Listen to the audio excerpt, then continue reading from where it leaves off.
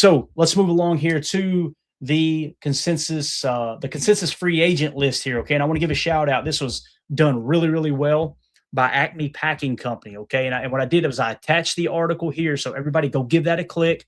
It's way more in depth than the information I brung here from the article itself. What they basically did, and you guys can go check it out, like I said, at that link. They did a consensus top 100 players for 2026, right? According to data from 14 lists of free agency rankings. Okay. So what they did was they made a consensus board of 14 different free agency rankings, which range from top 25s to lists that go on for hundreds of names. Why? Because I wanted to get a handle on what the perception of the 2026 NFL free agency class looks like. And I'm not sure there's a singular data point that looks like the truth to me. So again, that was done by, I think it was Justice Mosqueda over at Acme Packing Company. So you guys go check out that article. What I did was put the list in order of position of need for the Packers. Okay. And we're going to kind of dive into it in that regard. So I feel comfortable saying our top need is center. And what I mean by that is if we truly move on from Elgton Jenkins, right, who is going to be your center? I'm really surprised, and I'm not saying I'm right and they're wrong. I'm surprised at how many fans say, I'll just re-sign Sean Ryan and start him at center. I'm like, man, I don't feel that good about Sean Ryan. I think there's value there at the right price to have him as your backup center and compete for a starting guard job. But, man, let's be honest, his pass protection was horrible. It was really bad. His run blocking was kind of above average. Some would say good. I would say above average. So that checks the box. If he was above average run blocker, above average pass blocker, you know what I would say? I would be okay with signing him and him potentially being the starting center. That's just not what I've seen, right? And that's not what the analytics show as well. So when you look at the centers, here they are in the list of in order of where they rank in the free agent list according to the consensus list that Justice Mosqueda put together. Okay, centers. You got in the number 3 spot, Tyler Linderbaum. Okay, so he's the 3rd best free agent overall, but he is the top center. At number 25, you got Connor McGovern. At 79, you got Cade Mays. At 107, you got Ethan Pocic.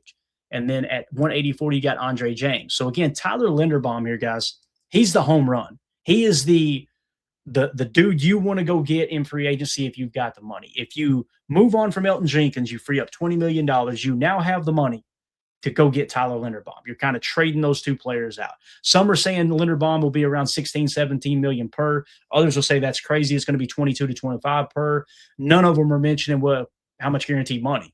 That's how you can shut those conversations up real quick because they go, oh, no, he'll get 16. Oh, no, he'll get 22. Based off what? How much guaranteed money?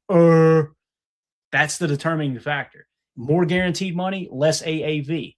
Less guaranteed money, more AAV, i.e. cap, right? Essentially, you've got cash, which is the money paid to the player, and you got allocation, right? You've got how is the money distributed? How is it structured throughout the course of his contract, right? So the more cash or signing bonus you give for a player up front, you have way more flexibility. If you go to Tyler Linderbaum and said, hey, and I'm going to try to use easy numbers. I'm not saying this would be his number, okay? But let's say, hey, how about a 4-year, $80 million deal, okay? 4-year, $80 million deal.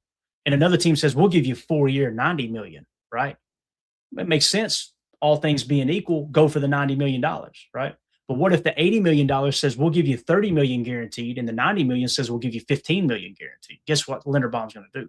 He's going to the $30 million guaranteed. Give me that money in my pocket right now. So why does that make sense for a team to play cash over cap? That cash now, not only did it lower your overall AAV, therefore your cap hit's going to be lower, but also that cash can be distributed however you want over the course of the contract, as opposed to with an AAV approach, it's going to be a little more evenly distributed, right? So you can really trim numbers off the front side, or you could take a huge hit there up front. Like Goody likes to do, if it's a 4-year deal, it's really a 3-year deal. If it's a 3-year deal, it's really a 2-year deal. In some cases with Aaron Banks last year, the contract tells me everything about how they felt about Aaron Banks. Because when we signed him, we all went, what? I trust Goody, but boy, that don't make a whole lot of sense, right? And then you look at, and I kept saying, wait, let's get the contract. Let's get the contract. We get the contract numbers and we dive into it. And go, oh, wow. So this is really a 4-year deal that's only a 1, meaning they can get out after year 1. What does that mean? they can move on this year and free up $4 million. They could go post June 1 and free up $18 million. So it was really, does it look good that he ended up getting whatever it was, 24, whatever the guarantee was? And it looks like we paid him 1 year, 24 million or whatever. I'm just throwing a number out there. That looks bad on Goody too. So just because it's structured that way doesn't cover Goody's ass in sense of, hey, see, it was still a good signing because we came out clean. It didn't hurt us. No, it was a bad signing after 1 year. Maybe year two, he's an all-pro. That could be the case. I don't see it because we didn't see it in San Francisco and we didn't see it in year one in Green Bay. But we'll see how that shakes out. Mike, I see your super chat, buddy. I'm going to get it after this segment. Appreciate you. So there's your center look, right? Offensive tackles. Rasheed Walker at the top of the list. What's that tell you about this tackle class, right? So Rasheed Walker at 8, Braden Smith 20, Jermaine Illuminor at 48, Braxton Jones 73, Jonah Williams 110, Trent Brown 121, Cam Robinson 132, Elijah Wilkinson 161, and Jack Conklin at 178. So if hands down Rasheed Walker, according to the consensus free agent list put together by Justice Mosqueda, if that holds true, right? If that holds true, Rasheed Walker is the best tackle on the market, and he's going to get, some are saying $22, $23 million a year. What's that tell you about the tackle market? You're probably going, Clayton, why are we even looking at tackle? Jordan Morgan's going to be left tackle. Zach Tom will be right tackle. It's a fair point.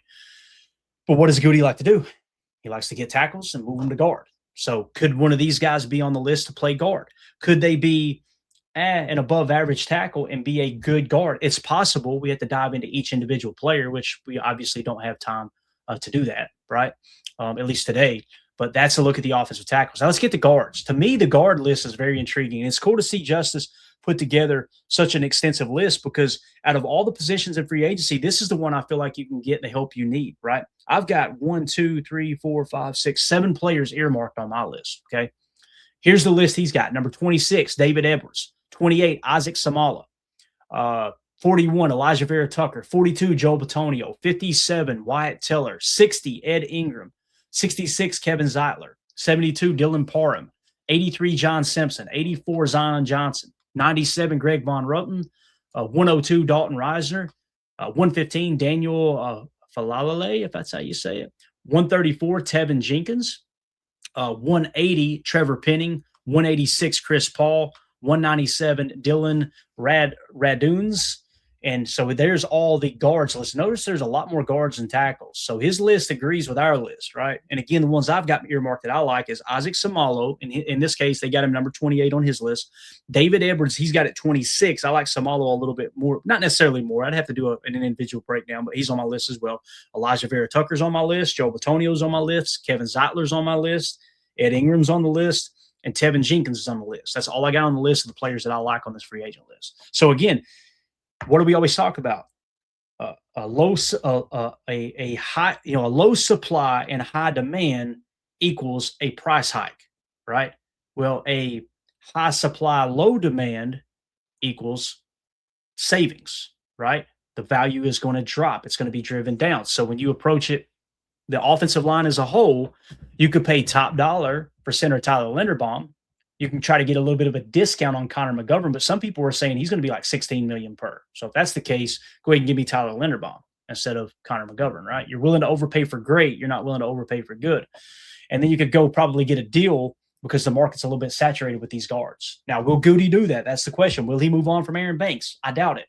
History suggests that he's not willing to go, man, I made a mistake there. Let's move on after 1 year. It just hasn't happened. I mean, maybe I'm overlooking one, but you guys let me know in the chat if that's the case. So that's kind of a quick look at the offensive linemen.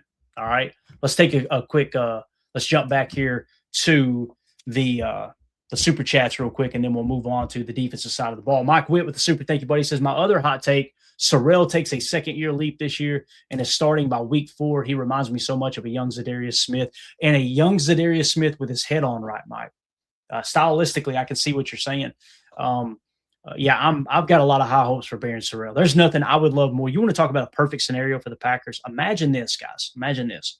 You go into this year, you move on from Rashawn Gary, and you free up $11 million. Let's say you just make that decision. You got Micah Parsons on one side, LVN on the other with a rotation of our boy Barron Sorrell and Colin Oliver, right?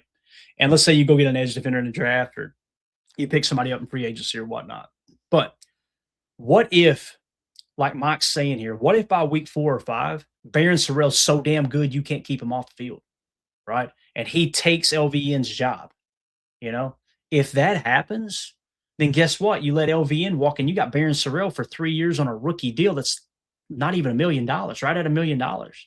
You're saving money at arguably the most expensive position on defense, right? That would be absolutely awesome. Now you got to back up. All right, let's be realistic here, Mike. Let's be realistic, Clayton. What are the chances you hit on a 4th-round pick? Zach Tom ring a bell? You know, Romeo Dobbs, I think, he was arguably our best receiver while Christian was trying to get healthy through the years, right? We got him, what, in the 5th round? Yeah, there's precedent for that. Mike, that would be awesome, man. Sell me on that all day long, bro. H.E. Soder with the super. Thank you, Soder. Appreciate you. He said, the strength of this team with Kraft coming off an ACL is quarterback and wide receiver. The fastest way to leverage that strength is find a couple of pass blockers. That's a great point, Soder. Man, that's a great point. And you know, it's funny, too, because going into the season, I kind of felt like I'm feeling like, are we going to press into the pass a little bit more, you know, since the run didn't work? And maybe we really press into the pass to set up the run. Now, there's a little bit of data there to suggest we were already doing that. You guys, I've been very, very vocal pointing out that the second half against the Bears, people were saying Matt LaFleur went in his shell. He got too conservative and this and that. I'm like, y'all are not watching the game. We on the first 4 drives of the second half, we passed the ball 10 times and only ran it 4. And we had a huge lead. What game are you watching, right? So there's a little bit of precedent there, Soder, that we already kind of started that. And maybe it is Matt looking up and going, man, our receivers is a strong point of our team, especially with Matthew Golden. Guys, that play he made against the Bears where he made 17 people miss on one play, that's exciting stuff. If he gets this playbook down, and I think he'll be full go this year. I think he'll finally have the choice route down. I think he'll have all the ducks in line. I think this dude's going to take a huge year 2 leap. We would have loved to have seen it last year, but this is going to tell whether Goody made the right pick with Matthew Golden or not, you know, because when you look at Matthew Golden and Luther Burden had the better rookie year, hands down. He had a better grab of the offense way quicker than Matthew Golden did. That's essentially the deciding factor.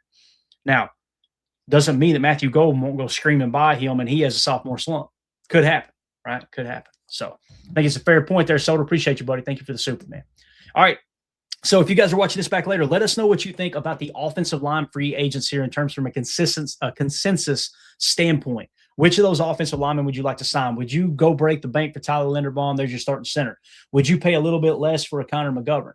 Would you go into the tackle position and kick them into guard, try to find a deal at tackle and kick them into guard? Would you just dip into the heavily saturated guard market there and just get one of those guys to plug into left guard? Maybe you want to move forward Aaron Banks. Let us know in the comments. Let's take the chat over there. Hit like for us, hit subscribe, click the bell icon as well. We greatly appreciate it. And also,